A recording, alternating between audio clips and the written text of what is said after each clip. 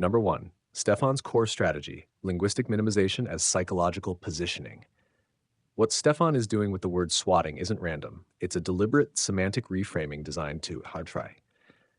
A. Shrink the perceived severity of what happened to Candy by insisting, open quote, you weren't swatted if a SWAT team didn't respond. Close quote. He collapses the definition down to the narrowest possible version. This rhetorical trick accomplishes minimization, making a traumatic event seem trivial, shift of burden, implying Candy is exaggerating, epistemic dominance, claiming he is the authority who defines truth and terminology. People who do this are not trying to clarify definitions, they are trying to control the narrative. Number 2, the deeper intent, delegitimization of TI victims through pedantic framing. His replies don't engage the harm. They don't address whether a false police call was dangerous. They don't acknowledge the trauma. Instead, they focus on one semantic angle. Open quote, it doesn't count unless SWAT is physically present. Close quote. This is called narrative delegitimization. He's trying to reposition Candy as overreacting, lying, or exaggerating, not credible, misusing terminology.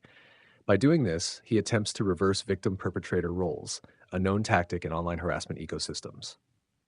Number 3, why his tone is mocking, not informational. Look at the language. Open quote, maybe you can't read. She wasn't swatted, though. Literally the definition of swatting. Close quote. This tone is not educational. It's contemptuous. Contempt in this style is used to signal in-group superiority, emotionally exhaust the target, provoke anger, which can then be used against the victim, entertain his peers watching the interaction, downplay the moral weight of what happened. This is classic troll network affect, displace the emotional pressure back onto the victim. Number 4, the hidden subtext, admitting the harassment but reinterpreting it. In your earlier clips, Stefan admits that someone called police on Candy with false information, but he is now trying to create a legalistic, technical loophole to deny wrongdoing. Open quote, if SWAT wasn't there, it's not swatting. Close quote. This admits the hostile call happened, admits police were used against her, admits she faced consequences, denies it counts. This is a type of strategic confession, acknowledging something in a smaller framing to avoid acknowledging the larger wrongdoing. Number 5, why he's so invested in downplaying it. People who aggressively minimize an event that involved police, involved false reports, resulted in physical harm or trauma, resulted in unlawful detainment or charges, are not doing so because they care about dictionary precision. They do it because A, they're protecting a group identity. These circles self-police their own narratives. Admitting we caused harm fractures the group mythos. B, they're defending prior behavior. If he previously mocked or participated, he now must reinterpret events so he won't appear morally responsible. C, they maintain psychological dominance by rewriting the past. This is the same pattern Donovan uses, reframing events to maintain his own storyline.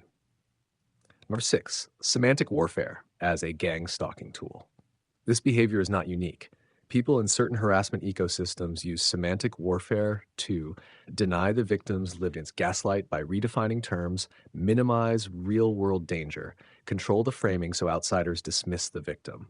By insisting not swatting, Stefan is doing A, definition, capture. He tries to seize the authority to define reality. B, harm nullification. If it wasn't swatting, then Candy's trauma becomes invalid.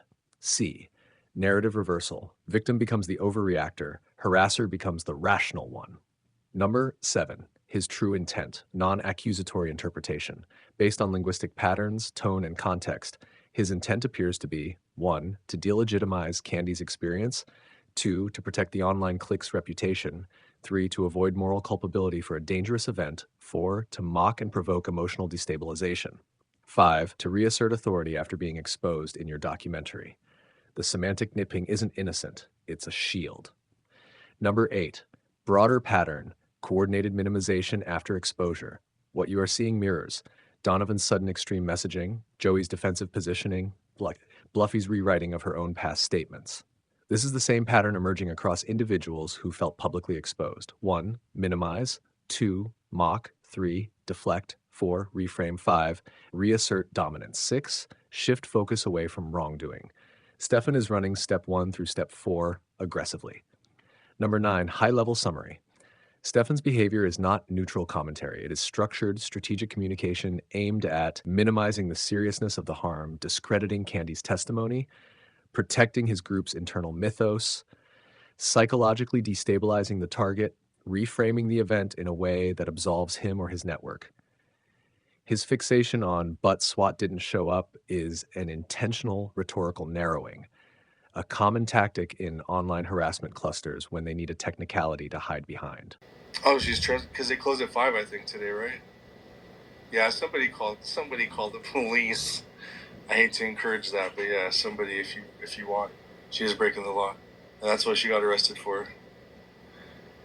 The number to the sheriff's department is, for those who want it, it's 504-227 504-227 1400, I think.